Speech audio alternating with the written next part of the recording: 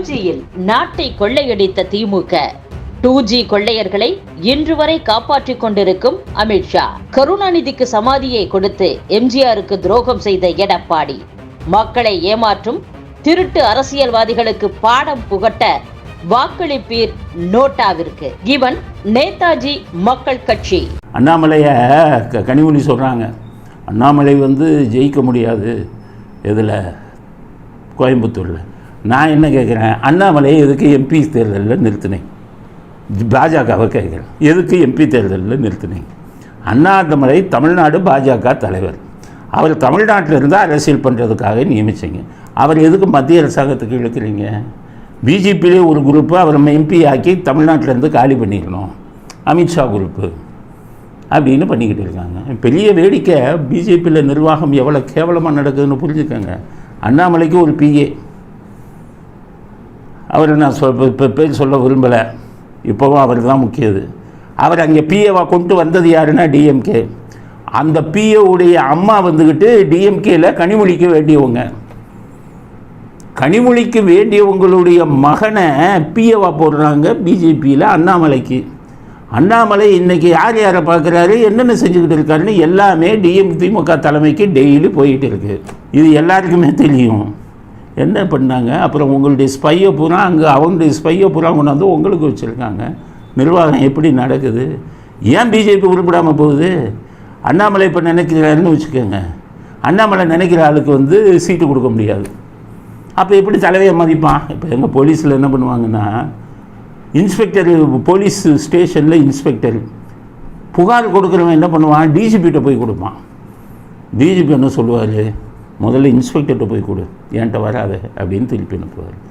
ஏன்னா டிஜிபி எடுத்து புகாரில் நடவடிக்கை எடுக்க ஆரம்பிச்சிட்டா இன்ஸ்பெக்டர் எவனாச்சும் மதிப்பானா? லோக்கல் போலீஸ் ஸ்டேஷனில் எல்லாம் டிஜிபிகிட்ட வந்துடுவானே. அந்த கதை தான் இதில் நடக்குது பிஜேபியில். இங்கே பாஜக தலைவராக இருக்கிறவங்களுக்கு அதிகாரம் கிடையாது. வேட்பாளர்கள்லாம் அவங்க தலைவராக இருக்கிறவங்க போட முடியாது. அங்கே அமித்ஷாட்ட இருந்து வரும். அப்போ என்ன பண்ணுவான், இங்கே யாரை மதிப்பான்?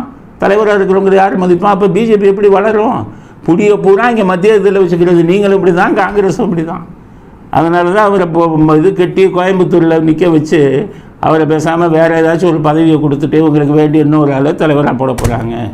பிஜேபியில் இதை விட மோசமாக இருக்கிறது. எல்லா கட்சியும் எல்லாம் என்னுடைய இப்போ இதை கேட்குறவங்க இது பண்ணுங்க, எல்லா கட்சியும் மோசமான இதில் தான் போயிட்டு இருக்காங்க. இவர்கள் யாருக்கு ஓட்டு போடுறதுங்கிறதே தெரியாத நிலைமை வந்துருச்சு. இவங்க எல்லாத்தையுமே நம்ம பகிஷ்கரிக்கணும். அது நான் இன்னும் ஒரு சில நாட்களில் ஒரு சில அறிவிப்போடு வரேன். என்ன பண்ணணும் இந்த எலெக்ஷனில்? இந்த அரசியல்வாதிகளுக்கெல்லாம் எப்படி பாடுங்க, எல்லாம் மறந்துடுங்க. பிஜேபி, நான் பிஜேபி சார், பிஜேபிக்கு போடுவேன் அப்படி போடுறவன் போய்க்க. தமிழ்நாட்டு நலனை இது பண்ணுறியா? அரசியல்வாதிகளுக்கு தக்க பாடம் பறிக்கப்பேன்னு அப்போ தான் திருந்துவான்னு நினைக்கிறீங்களா? அதனால் ஒட்டுமொத்த பேரும் அந்த மாதிரி இருந்து இந்த எலெக்ஷனில் இந்த எல்லா கட்சிகளுக்கும் பாடம் கொடுக்கணும். எல்லா பேருமே தவறாக நடத்தி கொண்டு இருக்கிறார்கள். நான் தான் காரணத்தோடு சொல்கிறேனே. பிஜேபியை நான் ஏன் எதுக்குறேங்கிறதுக்கு காரணம் சொல்கிறேன். அவ்வளோ பாலிட்டிக்ஸ் அங்கே தேர்தல் வேட்பாளர் கொடுக்குறதுலேருந்து அவ்வளோ பாலிட்டிக்ஸு.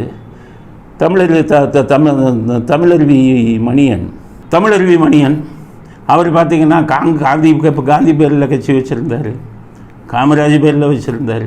இப்போ இந்த பக்கம் பிஜேபி பக்கம் சப்போர்ட் பண்ணலாம் அப்படின்னு நின்னாங்க. அப்படின்னு வந்தார். நல்ல மனுஷன், நல்லா பேசுவார். ஒரு கொள்கையெல்லாம் உள்ள அவர் பேச்சில் சில கொள்கையெல்லாம் வச்சு பேசுவார். அவருக்கு எம்பி கொடுக்க போகிறாங்கன்னு பெருசாக பொருளையே வந்தது. மேடையில் கொண்டு போனாங்க, நிறுத்தினாங்க. இப்போ பிரைம் மினிஸ்டர் வந்தார், அப்படியே ஒவ்வொருத்தரையாக பார்த்துட்டு போனார். சரத்குமாரை கட்டி பிடிச்சார். தமிழருவி மணியனுக்கு அங்கே என்ன மரியாதை இருந்தது? நல்ல ஒரு சமூக சிந்தனை உள்ளவர்கள்ங்கிற மரியாதை தமிழருவி மணியனுக்கு கிடைச்சதா? சரத்குமாருக்கு கிடைச்ச மரியாதை தமிழருவி மணியனுக்கு கிடைச்சதா? ஒரு வாரத்தில் கட்சியில் சேர்ந்த சரத்குமாருக்கு சீட்டு கிடைச்சது.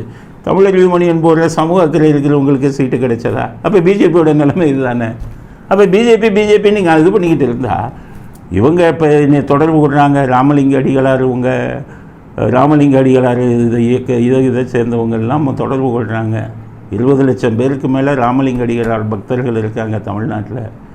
20 லட்சம் பேர் இங்கே வந்துக்கிட்டு அவங்களோட 102 ஏக்கரை புல்டோசர் வச்சு தள்ளிக்கிட்டு இருக்கான். ஏழை சாதாரண இந்த கிராமத்து மக்கள் கொடுத்த நிலத்தை இந்த ஸ்டாலின் தலைமையில் இருக்கக்கூடிய அராஜக அரசு அந்த இதை ஆக்கிரமிக்கிறாங்க. கேட்குறதுக்கு ஆள் இல்லை. நான் ஒரு ஆள் பேசுகிறேன், ஏதாச்சும் ஒரு அரசியல் கட்சிக்காரன் பேசுகிறாங்களா? 20 லட்சம் ராமலிங்க அடிகளார் பக்தர்களுக்கு சொல்கிறேன். எங்களால் முடிந்த அத்தனை இதையும் தடுப்பதற்கான விஷயங்களை நாங்கள் பண்ணுறோம். அவங்க என்கிட்ட தொடர்பு கொண்டாங்க, எல்லாரையும் வர சொல்லியிருக்கேன். அப்போ ராமலிங்க அடிகளார் பக்தர்களாக இருக்கிறவங்க பூரா ஒரு கட்சிக்கு போய் போட்டிங்கன்னா அப்போ அந்த அரசியல்வாதி என்றைக்கு திருந்துவான்? பகிஷ்கரிங்க, இந்த அத்தனை அரசியல் கட்சியும் பகிஷ்கரிங்கள், அத்தனை அரசியல்வாதிகளை பகிஷ்கரிங்க. அப்போ தான் பயந்துக்கிட்டு உங்கள்கிட்ட ஓடி வருவான்.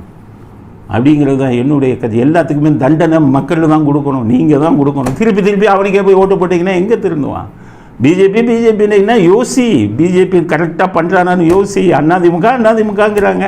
நான் தான் சொல்கிறேன்ல, எம்ஜிஆர் பேர் சொல்கிறது, ஜெயலலிதா பேர் சொல்கிறதுக்கு இன்றைக்கி இருக்கிறவங்களுக்கு தகுதி இல்லை, தப்பான வழியில் போயிட்டு இருக்கானே. நான் தான் காரணம் சொல்கிறேனே.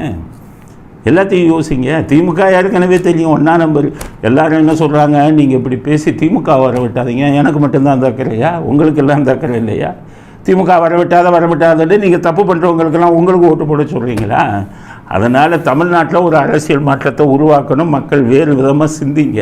அரசியல்வாதிகளுக்கு எதிராக நம்முடைய தீர்ப்பை கொடுக்கணும், ஒட்டுமொத்த அரசியல்வாதிகளுக்கு. அப்போ தான் திருந்துவான், நல்லவன் ஒருத்தன் வருவான் அரசியலுக்கு. அப்படிங்கிறத மக்கள் சிந்திக்கணும்.